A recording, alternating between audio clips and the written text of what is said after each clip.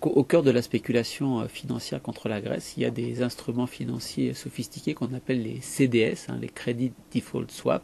Alors ça fonctionne comme des produits d'assurance. Généralement, on achète une obligation, soit d'une entreprise, soit d'un État, par exemple de l'État grec. Et puis, si on pense que l'État ne va pas pouvoir rembourser demain, on peut acheter une assurance qui permet de se protéger. Et à ce moment-là, si l'État ou l'entreprise ne rembourse pas, on se retourne vers l'assureur et puis on se fait rembourser. Alors, qui achète les CDS? Ce sont les fonds spéculatifs. Eux, leur objectif, c'est d'acheter un CDS à bas prix et de constater qu'au fur et à mesure que le risque que l'État grec, par exemple, ne rembourse pas augmente, le prix de l'assurance, bien sûr, augmente. Donc le prix du CDS augmente. Et entre la fin de l'été 2009 et février 2010, là où le prix des CDS sur la dette grecque a été le plus important, le prix a été multiplié par 4. Donc les fonds spéculatifs, ils enregistrent dans leur compte un actif qu'ils ont acheté au prix de 100 et qui vaut quelques mois après 400. Donc ils font tout de suite une grosse plus-value et bien évidemment les fonds spéculatifs sont rémunérés à la plus-value 20% de ce qu'ils gagnent dans leur compte vient tout de suite en commission pour eux. Et donc les fonds spéculatifs sont des gros gagnants lorsque les prix des CDS augmentent.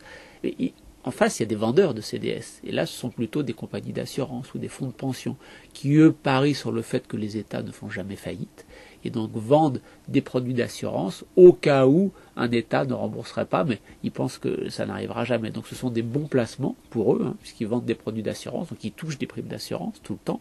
Et quand le prix des CDS augmente, le prix des primes d'assurance augmente. Et donc ceux qui en vendent gagnent aussi de l'argent.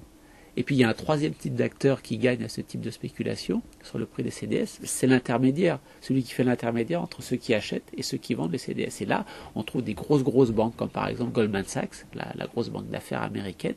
Alors elle, ce qu'elle fait, c'est qu'elle met en relation des gens qui achètent les CDS et des gens qui les vendent, mais bien évidemment, non seulement elle prend sa commission au passage, mais en plus, elle veut garantir aux gens qui achètent des CDS que ceux qui vont les vendre, ceux qui vont rapporter le produit d'assurance, ont de quoi payer au cas où vraiment il y a un problème. Et donc, Goldman Sachs va par exemple demander aux compagnies d'assurance de laisser un petit dépôt chez eux, au cas où, de laisser un dépôt de plus en plus grand au fur et à mesure que le risque augmente, puisque le risque augmentant, la probabilité que l'État fasse faillite augmente, et donc il faut vraiment que Goldman Sachs, l'intermédiaire, soit sûr que celui qui a vendu le CDS ait l'argent pour payer. Et donc, Goldman Sachs va se retrouver avec de plus en plus, comme on dit, de collatéral, c'est-à-dire ce qui est donné par les compagnies d'assurance ou par les fonds de pension pour être sûr qu'ils peuvent bien payer en cas de défaut. Et ça, cet argent, Goldman Sachs, généralement, qu'est-ce qu'il va faire? Il va le prêter aux fonds spéculatifs pour qu'ils puissent acheter encore plus de CDS et continuer à spéculer. Donc quand on est sur des mouvements très très importants sur les prix de CDS, comme ceux qui se sont produits au moment de la crise grecque, tout le monde gagne. L'intermédiaire, Goldman Sachs, les fonds spéculatifs, et puis les compagnies d'assurance et les fonds de pension.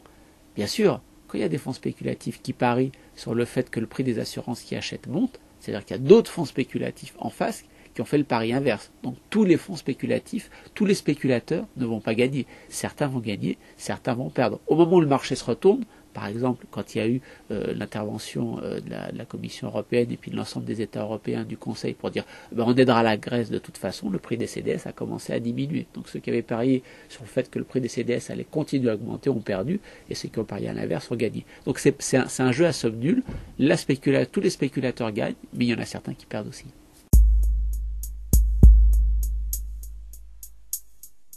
Alors ce marché des CDS, il vient d'où? En fait, jusqu'à la fin des années 90, il n'y en avait pas beaucoup dans la finance internationale.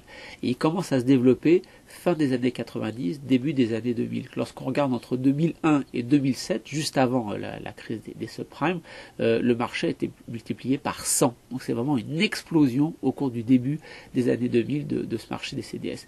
Et il pose plusieurs problèmes, ce marché. Le premier d'entre eux, c'est qu'il est complètement opaque. On ne sait pas vraiment qui vend des produits d'assurance, qui vend des CDS et à qui et à quelle hauteur. On l'a vu au moment de la faillite de Lehman Brothers en septembre 2008. Les gens sur le marché ont dit qu'il y avait 400 milliards de DTS sur la faillite de Lehman Brothers. En fait, à la fin, lorsque on a vraiment tout nettoyé les comptes, on s'est aperçu que l'argent qui était vraiment échangé suite à la faillite de Lehman Brothers, c'était 6 milliards de dollars.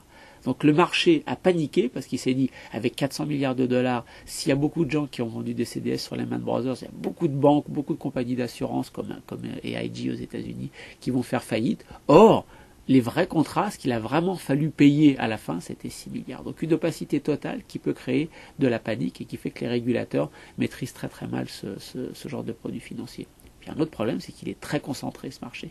Il y a des grandes banques d'affaires américaines qui sont les intermédiaires principaux, et selon une étude qui est parue à la fin de l'été 2009, les 5 plus grandes banques du monde contrôlent 90% des transactions.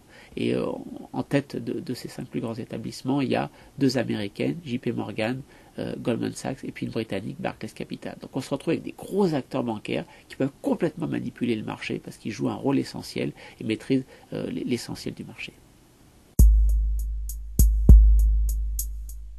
Alors qu'est-ce qu'on peut faire pour essayer de maîtriser ce marché des CDS ?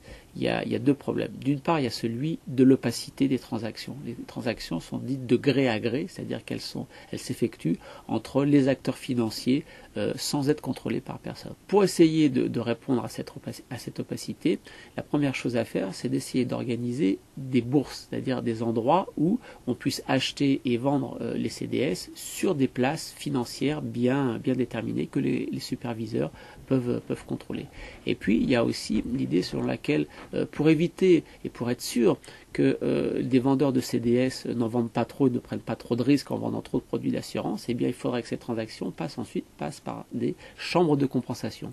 Ce sont des endroits, des instruments qui permettent de contrôler à chaque jour qui a vendu quoi comme CDS et à qui. Et donc on regarde qui en a acheté, qui en a vendu, et on fait le total. Et quand il y a des investisseurs financiers, quand il y a des acteurs financiers qui en ont beaucoup vendu, par exemple, on leur dit attention, vous êtes engagé beaucoup financièrement, vous devez déposer un dépôt de garantie beaucoup plus important qu'hier parce que vous avez vendu beaucoup de CDS. Puis si la position devient plus faible, eh bien le dépôt de garantie qu'ils doivent donner pour être sûr qu'ils pourront rembourser en cas de défaut sera un petit peu plus faible. Donc c'est le rôle des chambres de compensation. Et là, ce serait bien que ces instruments de marché un peu opaques le deviennent moins en passant d'une part par des bourses, d'autre part par des chambres de compensation. Et puis le deuxième problème de régulation que posent les CDS, c'est que on peut acheter un produit d'assurance sans détenir le produit assuré. C'est-à-dire que par exemple, on peut acheter un produit d'assurance contre le fait que la maison de mon voisin brûle alors que je ne détiens pas la maison. Bien sûr, comme j'ai une assurance sur le fait que la maison de mon voisin brûle, j'ai intérêt à ce que la maison de mon voisin brûle parce que je vais toucher l'assurance. Et donc ça pose de gros problèmes de pouvoir acheter ces produits d'assurance alors qu'on ne détient pas l'obligation qui est sous-jacente, comme on dit en termes financiers. Et donc peut-être que éviter ou empêcher, interdire même carrément que l'on puisse acheter un CDS si on ne détient pas l'obligation correspondante contribuerait à mieux réguler ce marché.